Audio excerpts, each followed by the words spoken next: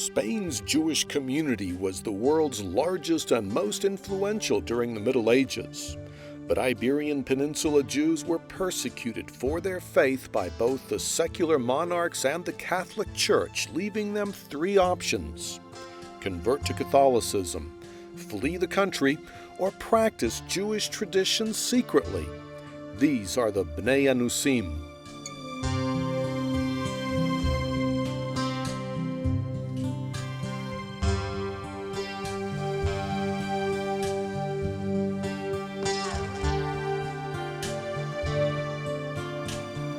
The Bnei Anusim, or Marranos as they're referred to by historians, are people whose ancestors were Jews who were compelled to convert to Catholicism.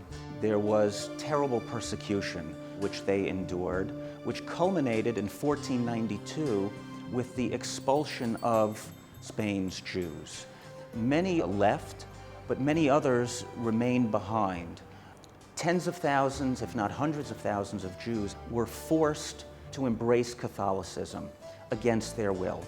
Nonetheless, many of them continued to practice Judaism in secret down through the centuries, passing it down from generation to generation. I started to keep Shabbat secretly, to light candles and similar practices.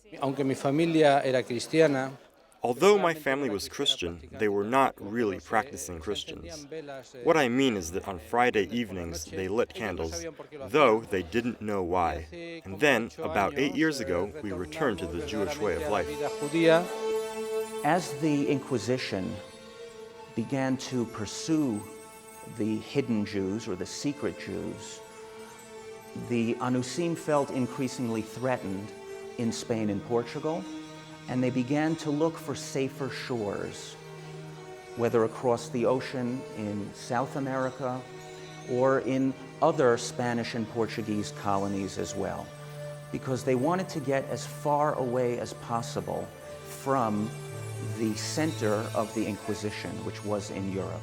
Me enteré por casualidad a los 18 años. By chance, I discovered my roots at the age of 18. It was a real shock because this was Spain with a regime that was, well, anti-Jewish. Más bien antijudía. Mi nombre es Lea.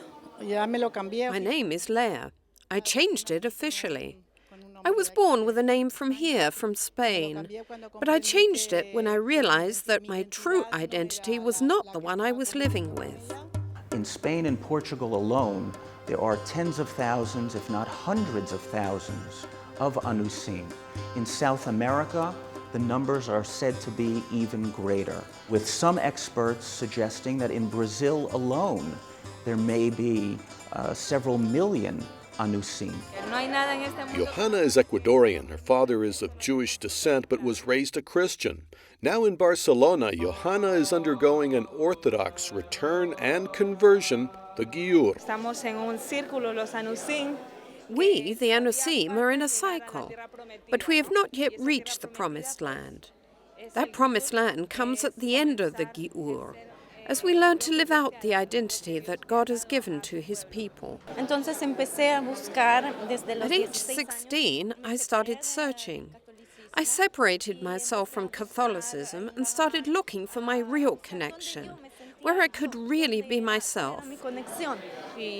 So I'm starting to walk as a new baby towards those roots, which have such a strong pull. Over the past 2 or 3 decades, a growing number of Anusim have been coming out of the closet and seeking to reclaim their Jewish identity. Spain and Portugal, up until 3 decades ago, were dictatorships. It's only in the past 30 years that those societies have begun to open up more and that people feel more comfortable in identifying themselves as descendants of Jews. I decided to seek information about my Jewish roots, and that caused me to return, actually to consider the possibility of returning to my people. So for about 10 years, I've been in the process of returning to Israel, to my people, the Jewish people. We've been involved with helping the Anusim now for a number of years. We have emissaries serving in Spain, Portugal, and Brazil who work with the Anusim, assisting them in their efforts to return to the Jewish people. We run periodic seminars for Anusim in their home countries, where we bring together rabbis and educators from Israel, and we spend time together with them studying, experiencing Shabbat, the Jewish Sabbath, and strengthening them as they pursue their quest of returning to the Jewish people. And so it's been a long road of soul-searching, which actually began as a mere interest in Jewish cultural and historic aspects. Their ancestors, through no fault of their own, were abducted from us. They were taken away from us against their will. Nonetheless, they managed to preserve their sense of Jewish identity down through the centuries, often at great risk to themselves and their families. So I feel that we, the Jewish people, have a responsibility towards them, and we need to embrace them, and we need to facilitate their return to the Jewish people. We're nearing the end of that long road, but there's still a very high mountain ahead which must be conquered. Sometimes it seems it gets harder and harder reaching that conversion, but with the Almighty's help, we'll make it.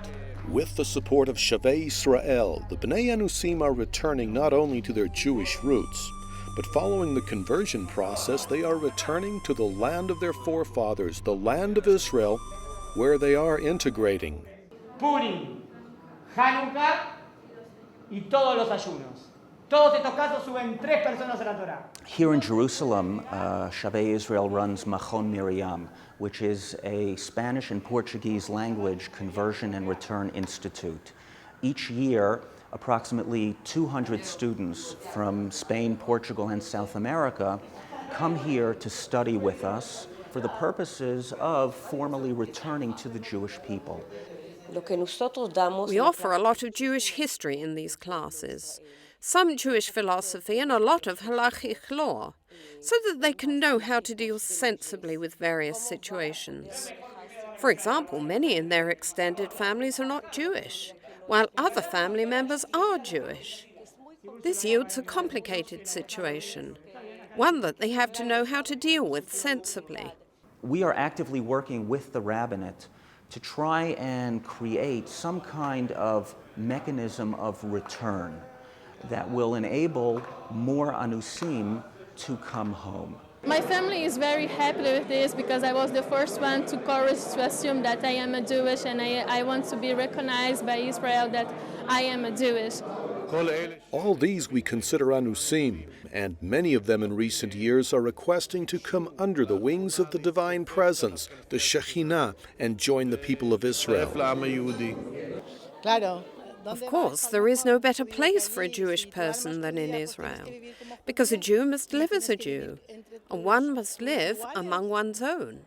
There is no other place. Not all of the Anusim are necessarily interested in conversion or return or aliyah.